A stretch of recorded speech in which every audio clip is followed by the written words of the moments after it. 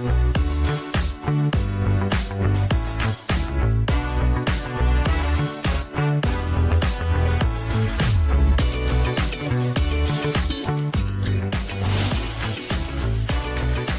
it is that time again. It's the Tile Happy Hour. Welcome to the show. This is the show where we talk about anything and everything in the tile stone industry. We do get off on tangents sometimes, but that's never my fault. It's always the fault of my co-host, John Tedesco. Welcome, John. How are you doing today? Are you having a good week? Well, I'll respond to your comment. I'll say guilty as charged. I've been known to not be short on words, but especially when it comes to tile stone, glass, LVT, all that stuff. Love it. Love being here with you, Craig, every week. This is another week that we're talking about our favorite subjects, and it's all the above. Anything in the industry we love. Why do we love it? Because we're passionate about it. We believe in the product category. Pays the bills. It pays the bills. And we really want to, as Craig says, not just selling or installing, it's kind of like educating, right, Craig? Absolutely. I mean, that's what I love. What big part of what I do day in and day out is kind of teaching others about tile, how not, and some technical trainings. And we just grab that and throw it onto the World Wide Web with the Tile Happy Hour. And that's no matter where you're watching from. If you would, John loves to see where we're watching from. We had somebody from Spain watching them one time. So drop that in the comments, whether it is on Instagram, LinkedIn, YouTube, Facebook. I don't know if X used to be Twitter. We haven't gotten our account set up on Match.com yet, but I'm sure we'll be there too. I don't know. But wherever you tour on the internet, we're probably there. And so drop us a comment. Let us know where you're watching from. And let us know what topic that you want us to talk about. And ask us questions. We'll be glad to answer them live on the air. Yeah, well, speaking of questions, I don't think we have time today, but we got a whole bunch of questions from the last few episodes. We're getting them. We don't even keep track on where we're getting them from. We get direct messages. We get some emails. Maybe we should do a whole episode with just questions. Yeah, maybe we'll put all those questions together, and we want to talk about them, but then it's kind of, we have like a focus today on a particular topic that we want to get at. But you do see our hashtags at the Tile Nerd Army, at John Tedesco. We're on all the social media channels. Do let us know that you're watching. Send a hello, drop a note. And if you know somebody that you think is dynamic and very, that other people may want to hear from, let us know, because we are booking out the year. We have a whole bunch of guests already booked. We'll be bringing them on. We'll be announcing them, and you'll be seeing them on the Tile Happy Hour. Industry people, people that are related to the industry, and astronauts. Really exciting. Astronauts, exactly. So we're going to be talking about a product today that I love, and it's a product category, and everyone knows that Craig is more on the technical end. I'm more on the design, the product end, industry end, and together that's why we make a good team. And we're doing this Tile Happy Hour every week, bringing it to you. And Craig and I just love chatting about products, and glad you guys could join us and listen in. So there's a category of product that has always been popular, but it goes up and down in popularity through the decades. And so you're telling me this is an old category? It's an original category. Original. It is, it's one of the OGs in the tile world, and it's called Terracotta. And Terracotta. That sounds very... it sounds not Italian. American. Yeah. I thought it was Spanish. Is it not Spanish? I know terracotta to interpret as baked earth and terracotta, and I know in Italian cotto is the word, so maybe terracotta is more Spanish. I know terracotta as being an Italian word, but maybe you're right. I don't know. I just wonder where it initiated from. That's a great question. Yeah, I'm gonna find out. You'll ask AI what he thinks. you know. And for those of that, AI, it's a word and it's 2 letters. Anyway, so I would say that they're taking clay out of the earth. It's really tile 101. It's clay and it's water and it's fire for the most part. And Mesopotamia. And if you could spell that, that would be great. It's modern day Iraq. Oh, that is pretty cool. That's where some of the earliest uses of terracotta have been. Yeah. And the Zeely tile, which was the original type of tile, really was a terracotta. I guess that's been glazed. Maybe. Yeah. So basically, it's what we consider a crude product, and we don't mean that in a bad way, right? But just in a technical way, and we'll get into that. And I think Craig will probably touch on the technical aspects of this product, meaning like the hardness, durability, porosity, because that impacts his world, meaning how to install it, how to make it look good, and how to protect it for the future. I want to talk about style, right? Style. Yeah. I've been accused of not having much, but yeah. So awesome. I would love to see our website. Yeah. So there's a great little video there showing it as clay, and that's obviously a real terracotta. There's some. So it's really just mud formed and fired. And, right. I mean, is there anything else to it? No, I mean, it can be made just really, really basic, and you let it dry a little, and then you fire it. And sometimes I know some of the tile made in like Mexico is called Sotilo tile. That sometimes they would actually bake this out like in the field, like out in the sun. Yeah, in the actual sun. Yeah. Right. And, so, what is there? Is there a composition of clay that? I think it has a lot of iron. I think it's clay that's iron rich, and typically you think of terracotta, you think it as of red after it's fired. I don't think I've seen. This is called greenware when you see it not fired, but not for the color. Right. But that's interesting. I think I've always seen terracotta as being a red body tile, and so Craig, if you do have an authentic terracotta tile or Sotilo tile from Mexico, what's one of the things that you could be surprised with when you open a box and you go through it and you get like a little mark and you're like, oh, that's definitely cool.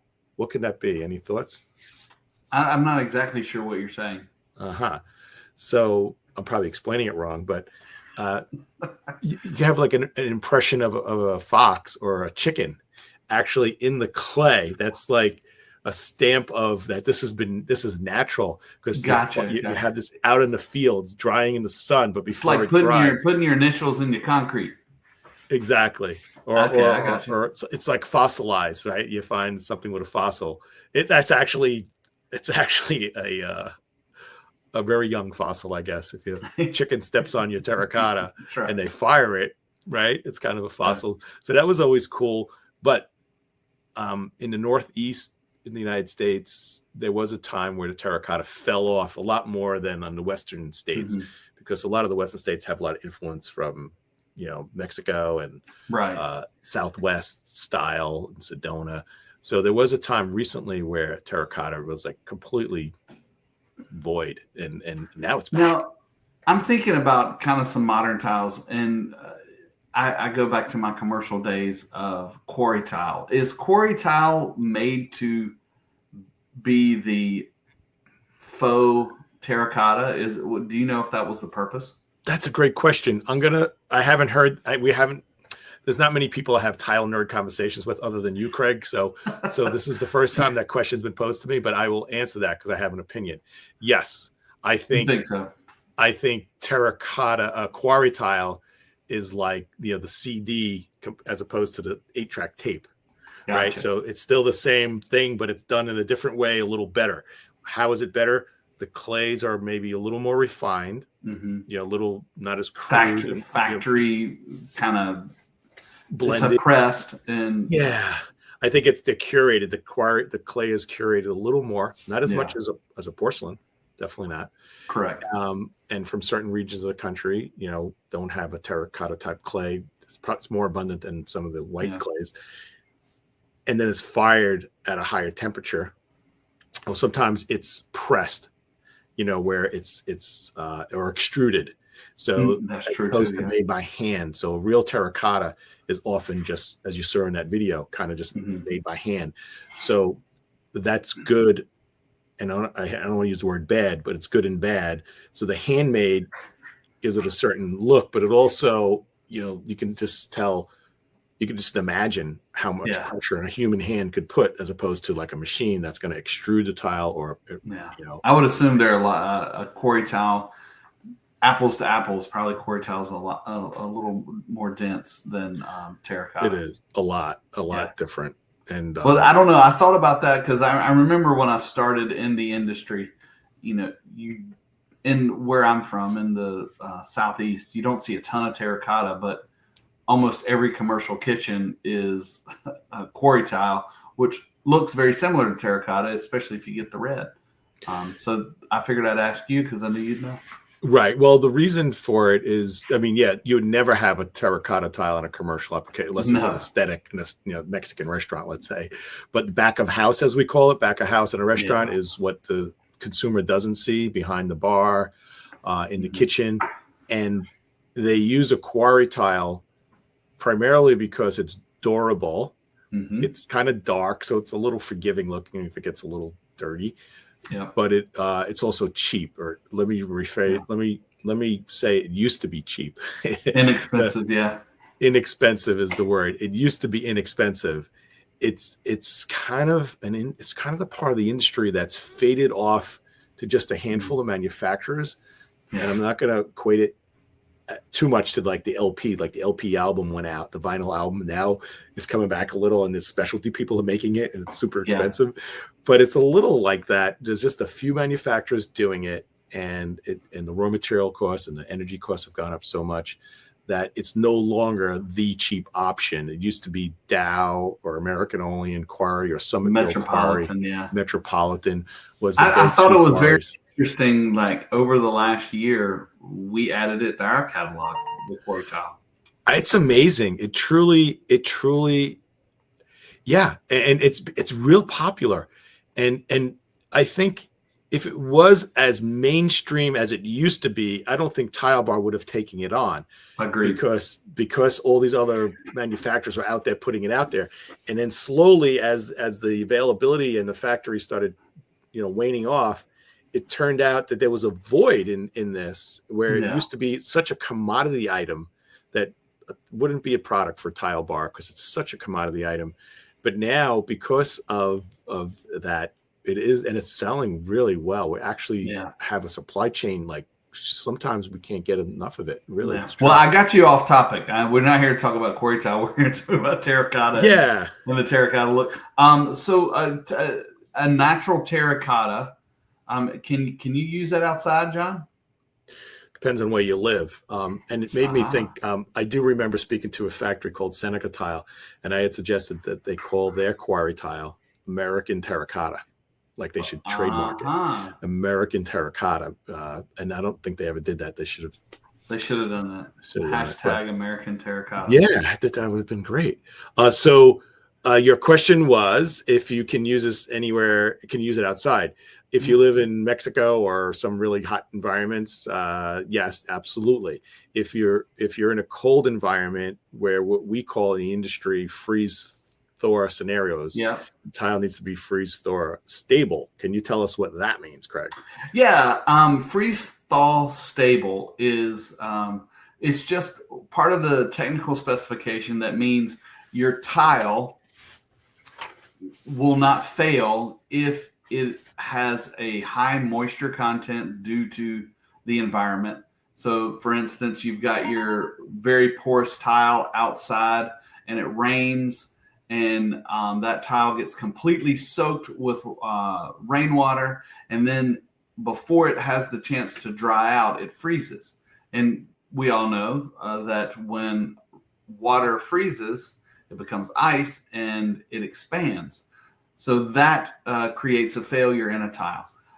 the freeze thaw kind of line is all to do with the density of the material. The more dense the tile, the less moisture it will absorb. So therefore, it makes it freeze thaw compliant.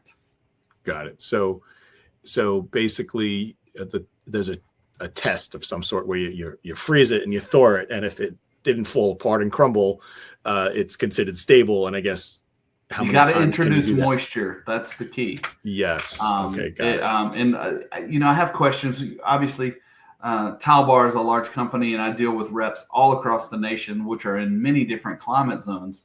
And if you're in Texas, freeze thaw is not necessarily a big deal.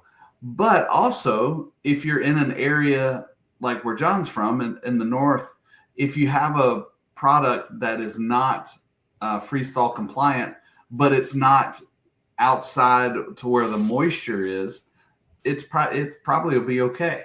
Yeah, so that's a good point. But also, you could be like Florida just this week, right? Had like freezing temperatures in certain places. So you just need that one instance. So you have to really be insulated to you don't want that one time it freezes overnight and there's moisture in there. And the key to it, especially on vertical situations, you don't want moisture getting into your system anyway. So you got to protect your system by using the right thing. And now if it's on the floor, there's really no protection if it's outside. So the look is really nice. So if you see some of the product, there's a terracotta look. And when you think of terracotta, most people think of the color. And there's plenty of fabrics and paints and things that are called. So you're saying that there's terracotta and terracotta look, which just means that it's got the look and the feel of a natural terracotta. Yeah, well, it's a few things. If you speak to a designer or that not necessarily who's thinking about tile, you say the word terracotta, they think of just a clay color. Right. It's used. So sometimes terracotta is used as a color description. Like sometimes people, there's a paint called Sedona and they're thinking of the red clay. So if you look through here, one of the things that are kind of consistent is that red clay brownish color. Yeah. Other thing that's consistent or almost consistent is it's usually not a super clean look. Now there was two tiles right there. Stop there. Right there. The one in the middle and the one to the right, that's a super clean look, meaning it's not like varied. And and the one to the right that kind of has that curve and a little point to it. That's those are like refined materials, but most terracotta looking products are square or hexagon and a lot of variation within the box. So that tile right in the middle and the tile to the left, you'll see shading. A lot of shading, a lot of variation. Yeah, and that's deliberate. Because that's how real terracotta. So let me say to people here, what you're looking at now is not real terracotta; it's porcelain. And so when we talk about terracotta in the industry, or when a client is asking for terracotta, my first thing is, are you really looking for real terracotta? Now I've learned, if you're dealing with somebody who's designing something, not to even immediately ask them, do they want real terracotta or not? I just ask them, so why are you asking for this? Is it the look? And usually it's the color. And then we could talk about performance and availability and sizes. And those are reasons why you would pick real terracotta versus porcelain terracotta. Because porcelain terracotta is, performance-wise, is light years away from real terracotta. So it really depends on that. Look at that. It's beautiful. Well, I see the way, I don't know why we're organized this way. It looks this one. Yeah. It's all mixed in. There's the chevron patterns. So the real terracotta is really very crude looking. It's usually 12 inches square. And oftentimes, it's not glazed. It's literally just a raw surface. And that's where Craig needs to jump in, and help people. Like, how do you seal it? How do you protect it? It used to be a really big deal, a really big part of the industry. There are guys who specialized in staining. You can actually stain this terracotta like you would a wood like you would a wood floor, not with the same material, but where you could change the color, you could pickle wash it, right? You had to acid wash it, you could linseed oil. It's really, those are kind of like old terms. Not many people are doing that, but the style has come back. The colors have come back because, as we know, white and grays are no longer like king and queen like they were, Yeah, everything's warming up a bit now. It was weird when you're under the terracotta thing. A lot of those, which I'm not sure how the website's organized, most of them were the porcelain tiles. I had to kind of separate it. So this is a natural terracotta. Yeah. And you're right, John. The terracotta can come glazed, unglazed. Some of it comes pre-sealed. Some of it doesn't. So technically, if you're looking at getting one of these materials, I would definitely do a couple of tests and see once it comes in, see how absorbent it is. It definitely is gonna need a sealer, possibly even need a grout release before you grout. Because the last thing you want to do is have your grout infiltrate and it look messy. So doing a couple of tests, the water drop test, you drop a little droplet of water on it, and if it absorbs quickly, then you know that everything is going to absorb quickly. And so, you know what, Craig, it makes me think, as you're talking, I'm thinking about a similar conversation we have with marble, right? Yeah. So real marble or porcelain looking marble, terracotta or porcelain looking terracotta. I got another one for you. Yeah. Terrazzo or porcelain looking terrazzo. Oh, yeah. So exactly. So originally, why the real stuff was used, because the only way you can achieve a look that it looks real is by using the real stuff. Correct. And by putting out a tile that looks like marble, years ago, it still looked hokey because you have one piece of tile, say a 12 by 12 tile with a green marble, let's say with a white vein in the corner. Looks nice, tile. Sure. Not real. But then you put 480 of them down and they have the same vein in the corner in every corner, and it looks horrible. So that's the reason people would go. Welcome to my Chinese buffet. Sorry, exactly. That's what I'm thinking. I had that in our town. I probably can't say that, can I? Can you say that? You can. You just did. Okay. I remember the Asian buffet near my house. I'll just protect myself. Was on the outside of the building, vertically, had a green marble porcelain, with the vein in the corner, ceramic. But anyway, the technology has advanced so much where we're able to make the terrazzo, the terracotta, the marble look in a porcelain that's a high performing product and not look hokey. And hundreds of different faces. Yeah, exactly. Still, you and I could walk in a room in 4 seconds, just immediately identify if something's natural or not. And then other people can or cannot. So it really depends. It depends on your budget.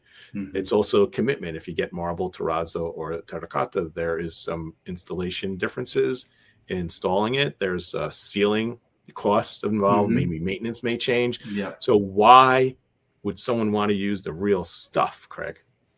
Well, I mean, there's a couple different things. I mean, some people are just pretentious and they want what they want. I tell you, one of the things about terracotta tile and Satillo tile is the environmental impact. It holds heat really well.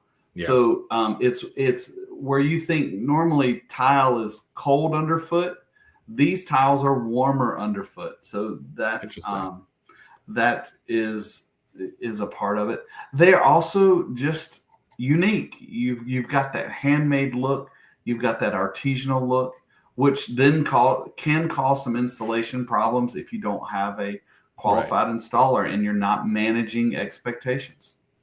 Yeah, I call it. I have this conversation often with I'm in Manhattan dealing with somebody, and I just straight with them that it's someone who can afford anything they want.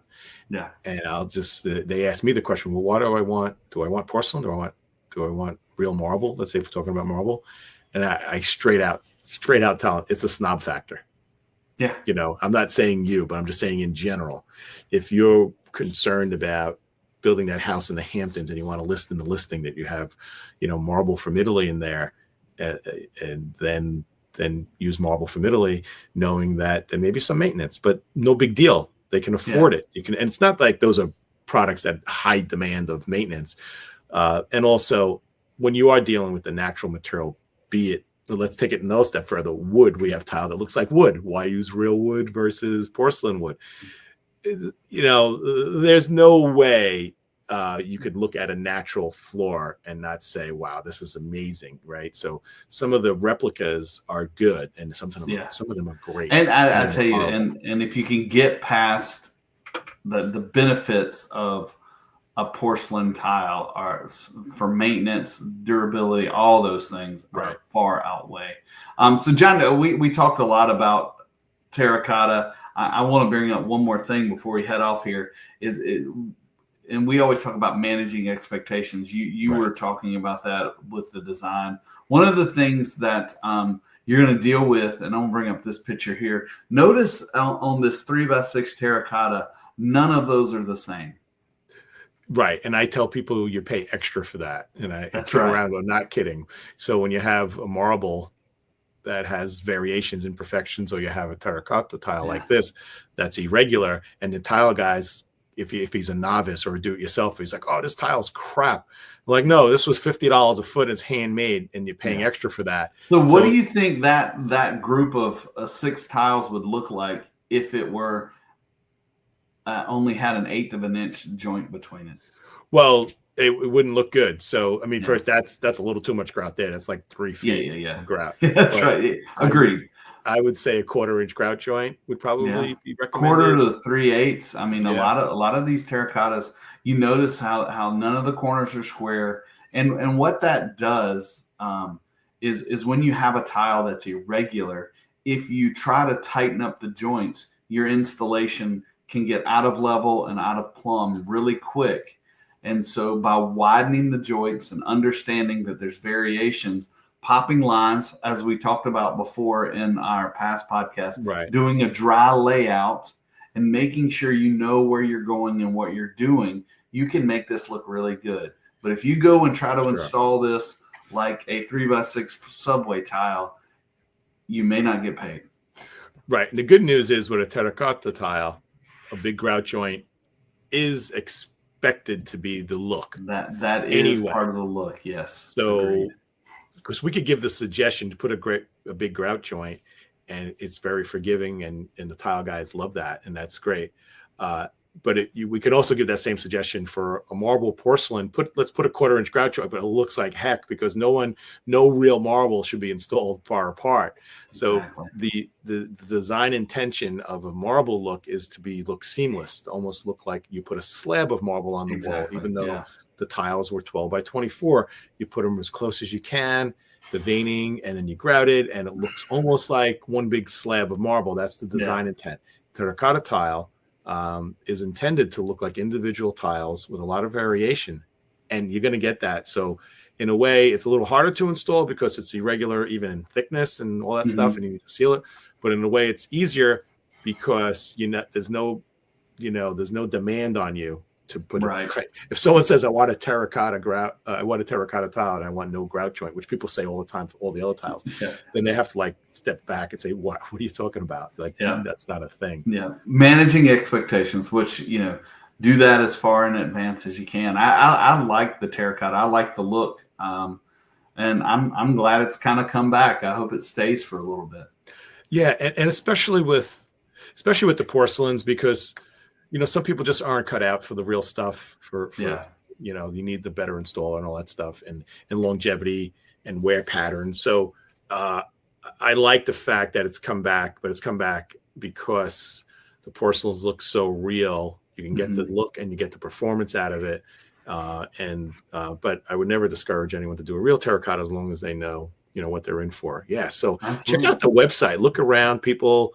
See all the products that are offering with big tiles, small tiles, hexagons, rectangles, And just remember, at tilbar.com, you can get 5 samples for $5 shipped right to your house. So, I mean, $5. I mean, that is less expensive than your Loca Matacati. Exactly. coffee. Hey, have you ever seen bouncing off a previous episode about mosaics, you ever seen a terracotta mosaic? I don't know that I have. I haven't seen it. One of the main reasons is I guess you could say it's not the look, but it's also sometimes it's like so irregular or it's weird to mount. But if we do have a terracotta tile in a porcelain, then it's feasible to have a corresponding mosaic. Sometimes we do, many times we don't, because people aren't calling for a mosaic. But I just was wondering about that. I've never seen it, but but great information. So once again, find your favorite tile at tilebar.com, and of course look for the terracotta. If you have questions and want John to help you with the design, or want me to help you with how to install it, reach out to us. We'd love to hear from you. If you see some terracotta in the wild, John, what's our hashtag today? Oh, just terracotta tile. Love it. Terracotta tile. Terracotta tile. If you see something that looks like terracotta, if something is terracotta, take a picture with you in it holding terracotta, or just a picture and send it to us. Use the hashtag terracotta happy hour as well. We're giving out gifts all the time for people who are sending us pictures. Any type of participation in the tile happy hour, be it a comment online. There's a chance to win. Yes. So you say there's a chance. So yes, there is a chance. We got some tile nerd swag that we've been giving out. And don't be shy. Try to comment. Let us know where you're watching from. We would love that. So send us a comment. Our tags, whatever you call them, at the Tile Nerd Army, John Tedisco. We're on all sorts of social media stuff, right? Here we go. Right there. Let us know. So, absolutely. And we got great topics coming up. 2025 is starting off with a bang, and we're excited what's going to happen this year. This is true. Lots of guests. We have guests coming on. Oh, yeah. You know what? If you're watching this show and you could think of somebody really interesting, dynamic in the industry, tell them about our show. Tell them to drop us a line. We are booking up throughout the year now for special guests to come on, which you're going to see soon on this broadcast, really, really soon. So terracotta, love it. Real porcelain, whatever. It's a nice design. I'm glad we could talk about it, Craig. And this is John Tedisco, and I'd like to wish you peace, health, and happiness. And this is Craig. Reach out to us. We'd love to hear from you, and keep learning together, and let's tile the world.